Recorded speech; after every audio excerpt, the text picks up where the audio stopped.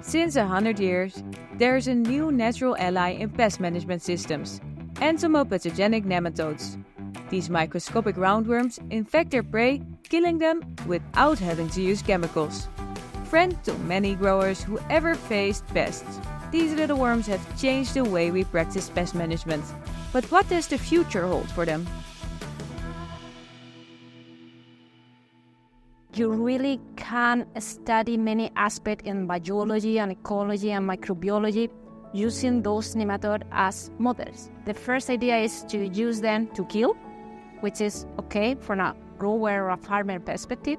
But then you realize that the fact that this nematode need a bacteria to kill the insect is a symbiosis. So then you can study many things related to the basic symbiosis. From the beginning, I have the feeling that I can build like a whole career just working in different areas using this nematode as model system.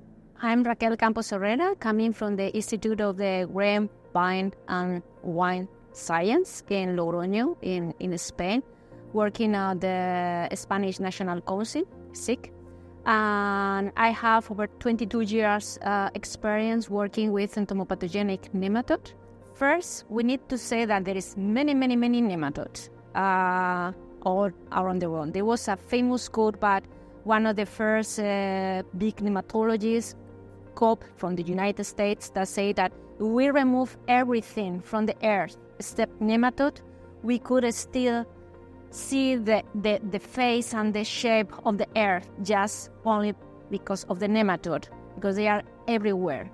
So we need to first think on that we have nematodes that are good, like the entomopathogenic nematode, but from a perspective, especially from a grower, there is also bad nematode, the plant parasitic nematode, and there is also some kind of, now one cares about free-living nematode that are also, the study is very important because are used as bioindicator of the soil health. Putting that in context, the beneficial soil organisms like the nematode, these are very, very important because they are giving different like traits. You can use fungi for central stuff, you can use bacteria, but also the nematode is another part, another contribution for the tool of biological control. So I think it's really, really important to promote and to learn about these organisms, to use this in our benefit. But the nematode has not always been promoted as beneficial to us. When it was discovered in the 1920s, it was more a curiosity than a tool. It was about finding different species. In the 1950s, scientists started showing interest in exploring potential and in nematode production. Since the 1980s, there has been an explosion in research about using entomopathogenic nematodes as models for biodiversity, interaction with other organisms, population dynamics, and many more subjects. Once we have this baseline where we can use many tools, we have put some entomopathogenic nematode in the space and see if they can kill and they come back. I mean, all this kind of fascinating thing we can do because entomopathogenic nematodes are good models. Well, nematology is like the poor discipline in the biology, I would say, because entomology, everybody wants to be entomology. They want to see legs and hairs, and they have all these fascinating different arthropods, and that is very good.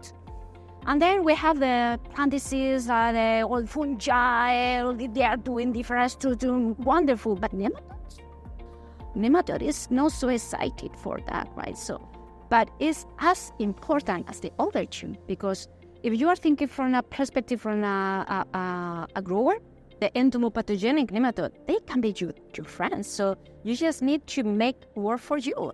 I think more and more people is learning about those, especially the entomopathogenic nematode, and they can understand that they can use this as a model. What we have to study ecology, basic. We need to know when we are adding the nematode, what is there? So the abiotic factor, we know quite a lot, but we need to integrate more data, especially in the scenario of the global warming and the climate change, etc. And also the interaction with the biotic phase that most of the time is like very complex, but we need to face finally the fact that we have other organisms there and they are interacting with the nematode. So this is basic, but also with we can't forget about the bacteria. The bacteria is the other partner. And then many other areas that you can imagine, exploring more crops, exploring more pests. Insect that before there was not really a problem. I'm thinking in Philaenus spumarius. This insect that is a kind of nice guy, right? But it was transmitting Celleria fastidiosa. Suddenly in Europe was a kind of big thing. So now we need to kill Philaenus spumarius. There is emergent pests, there is new pests that we need to open our eyes and try to focus on that. Beneficial nematodes are experiencing a boom. Many growers are already using them to control a wide variety of pests, in the soil as well as above ground. However, it doesn't end there. The world is changing, and the use of entomopathogenic nematodes is changing as well. Well, I think they have made a good impact, but I think so far they have not made all the impact that they can do. I think we are now in a very interesting time where we have all the, at least from Europe, all this movement that we don't want too much chemical. And here I think the nematode is going to be one of the pieces that are going to bloom. So far it's important, but it's going to be critical like in 10 years. But for doing that, we need to provide more fundamental knowledge. We need to learn a lot on the ecology of this nematode because the same species is not behaving the same here or in Portugal or in South Africa or wherever. And it's not the same system with a perennial or an annual crop. And it's not the same integrated pest management, organic pest management, till. So all kind of agricultural management is impacting how these nematodes first are there or not, and second, how they behave if they can control.